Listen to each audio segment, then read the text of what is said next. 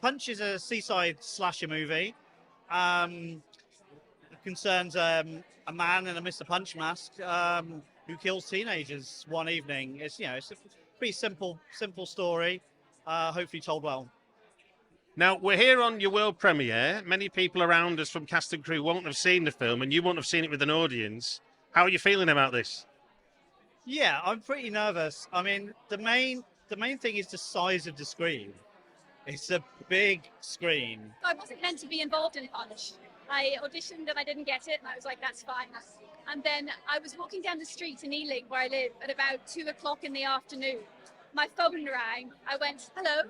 And it was Andy Edwards, quite frenzied and frantic, saying, can you get to Brighton in about 3 hours? And I went, yes, I think so. And basically the original actress had dropped out at very short notice, and they needed someone they could trust to come and do this scene, because they had set up a whole scene. So I jumped on the train. Bringing the mythology of Punch into the 21st century, what were some of the challenges for you as a screenwriter? Well, I mean, Mr. Punch has been around since, I think, the 15th century. He was originally Italian, actually. Punchinello, he was called. And then came over to the UK and then became this kind of seaside staple. And I think he's something that we all have in the back of our minds as being quite scary.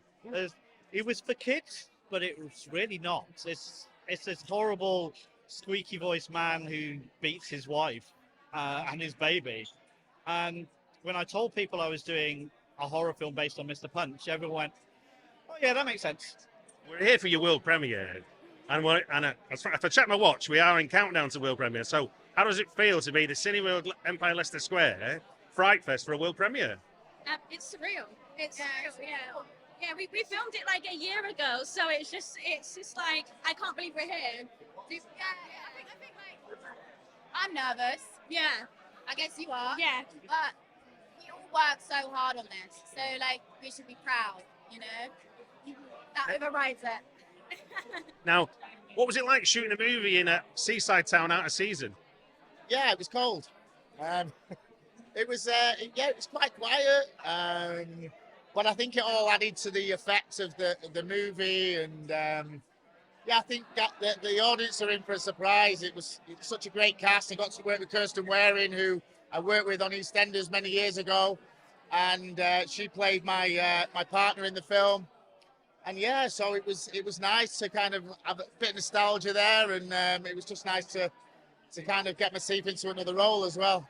And with that voice, there's a definite nod to the New York Ripper. Yeah, I mean, there's we wanted to make it feel kind of like he's got this kind of, there's a bit of scream as well, because there's a bit of sort of voice changery thing going on there with the squeakiness of the voice, to explain obviously why our character can suddenly speak like this the whole time. The film is hopefully the kind of melting point of this very American genre, which is the slasher movie, with a very British location, settings and characters. Well, brilliant. Well, best of luck for the world premiere, and thanks very much for joining us on FrightFest TV. Thank you very much.